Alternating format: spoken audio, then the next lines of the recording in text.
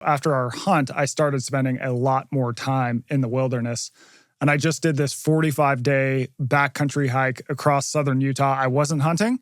I was walking every day. But I will say I experienced a lot of the same benefits that I did when I was reporting the comfort crisis with you up in Alaska for more than a month. How do you think that if people don't want to hunt, how do you think they get some of the benefits you do? And to sort of set this off, I'm going to read you a quote of yours.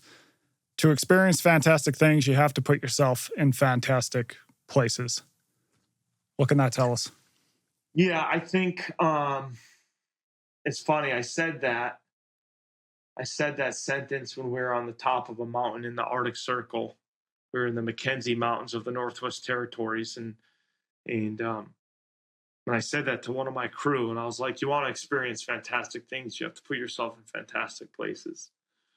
But really, I've come to realize that fantastic place that you have to be in is in your mind. Because the reality is, you and I could go out I'm in a log cabin on 10 acres of woods here in Wisconsin. And you and I could go out and set a tent right now on my 10 acres and get a couple of bows out or a couple of 22s out. We could go and hunt my population of gray squirrels that I have here amongst all my oak and maple trees and kill 3 or 4 or 5 gray squirrels, skin them out, bring them back to our tent, start a fire, and cook them in a frying pan over our wood stove in the teepee, and sit down and have this podcast. Dare I say this? You're in Las Vegas right now, right, Michael? Mm-hmm. And I'm in Wisconsin. We're doing this over our computers. If you said, "Hey, I want to experience something while we do this," and I said, "Okay, we'll fly out here. We'll hike around my 10 acres. We'll go kill a couple of squirrels. We'll sit down in the teepee. We'll start a fire, and we'll cook the squirrels over the fire, and we'll have this conversation in the teepee." Our experience would be tenfold what it is over a couple of computers. Yeah. And so I realized you don't have to go to the Arctic Circle and hunt caribou or Dall sheep or grizzly bears. You can do this in your own backyard. You can do this in a state forest. You can do this. It's a presence and a mindfulness that is the fantastic place for you to be in. And even if you don't want to hunt, you can become a fisherman. If you don't want to fish, then you can just explore. And the walkabout that you just did, the 45-day walkabout, go and do that. Watch the sun come up. Watch the sun go down. Understand when the rain is coming, when the wind is coming. Put yourself through some hardships, and you will come out on the other side a happier, more fulfilled, healthier person. It's without a doubt. You can't come out the other side if you live in your essence of what's the first rule of a Musogi? Don't die, right? Make it really hard. The second rule is don't die. Second rule, don't die. Beyond that, you will come out a better person. Yeah. That's for sure. I'll say for me, the time in the wilderness has always been my greatest teacher because it strips away control. And I feel like modern life, a lot of the technology we have is to put us in control of every variable. We've got calendars scheduling everything out. We've got technology that can deliver food. We got X, Y, Z. Everything is predictable and in control. And when you get outside, that all gets stripped away. You might get lost. You can't predict what the terrain is going to be like. You can't predict what the weather is going to be like. Shit is going to go totally off the rails, but you got to figure it out.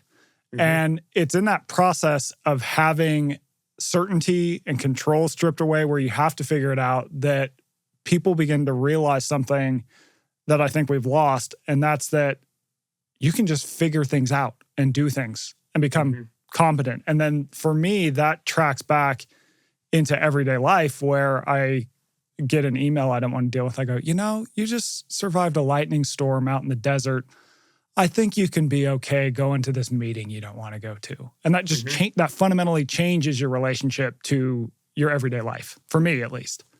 I totally agree. And I think like when you were with us in the Arctic, I could see it on your face. You were bored.